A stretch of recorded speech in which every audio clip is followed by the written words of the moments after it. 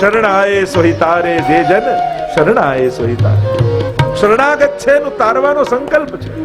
એ તો ઘણા કહે કે ભગવાન બધાનું ભલું ઈચ્છતા હોય તો બધાનું ભલું કેમ નથી થઈ જતું.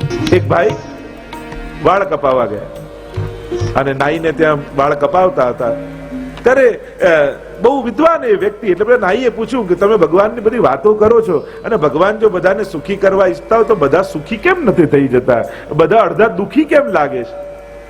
જયારે આવો પ્રશ્ન કર્યો ત્યારે ચિંતનમાં પડે. ચાલ મારી જોડે. બહાર લઈ ગયા અને બધા રસ્તા ઉપર આવતા જતા હતા, રોડ ક્રોસ કરતા હતા અને ત્યારે પેલા વિદ્વાને પૂછ્યું કે તું શું કામ કરે છે? કે હું દાઢી કરું, વાળ કાપું. અચ્છા, તો પછી જો આપેલો વ્યક્તિ દાઢી વાળો ગયો એની કેમ નથી કાપી, પેલાના વાળ વધારે છે એના કેમ નથી કાપ્યા? ત્યારે પેલો નાઈ કે બધાની જવાબદારી મારી પાસે શું થોડી છે, જે મારી પાસે આવે એનું કાપી આપું.